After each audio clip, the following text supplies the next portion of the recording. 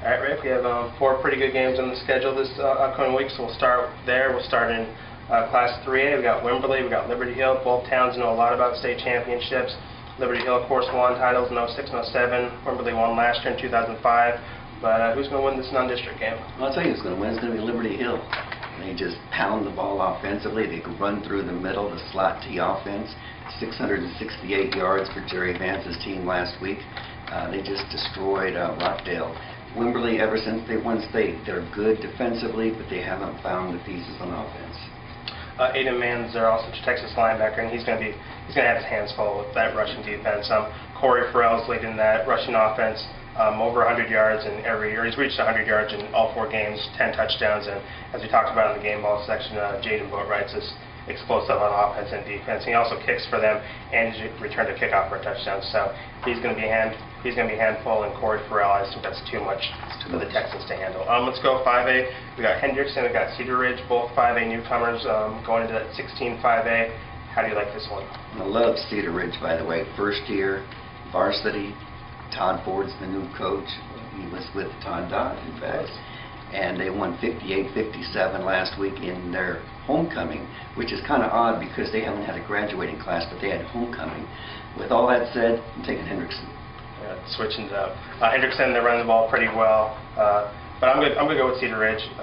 They're going to need to show up that defense. They can't give up 57 to Hendrickson, but quarterback Michael McCann, wide receiver Raymond Racine, they played pretty well in that game last week against MacArthur, and I just think they're going to continue showing what they can do, and they might become one of the better 1-2 punches, quarterback receiver duos in 16 5A this year. Could be. All right, let's go Bowie, Westlake.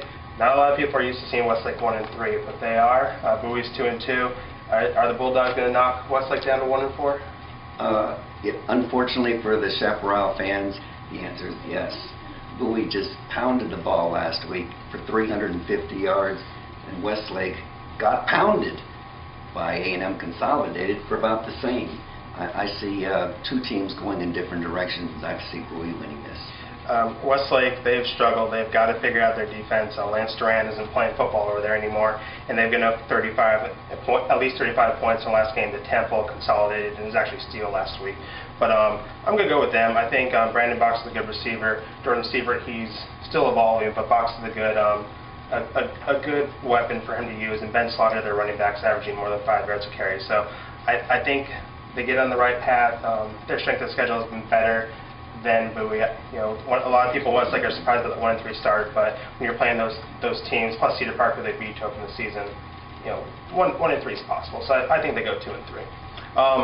Last game, just mentioned Cedar Park, Leander, Cedar Park. You've seen both teams. What do you think in this game? Well, last week I saw Leander, and that was maybe by far the best defensive team I've seen, maybe even in years. They've only given up 14 points in 4 games, and they've got a certain quarterback, Mr. Woodward, going to Texas Tech. I see them, Leander win. And Caleb Woodward scored 14 out of 17 touchdowns, even though everyone knows he's going to keep running the ball. No one can stop him. Defense only giving up 14 points this season. Shut out 2 very good teams in Hendrickson and Pflugerville. So I say Leander wins this game. Cedar Park's had some trouble scoring. They haven't scored more than 14 points in a game yet. So their offense is still a work in progress, and you don't want to be a work in progress when you're playing a team like Leander. That's not a team to build off of. So but they did have a good defensive show last week. They were playing 7 points last week. Only allowed 9 points in the last 2 weeks. So if you're going to this game, don't expect to see a Cedar Ridge, San Antonio, MacArthur score. It's going to be low scoring, but Leander ends up on top in my view. I agree. All right.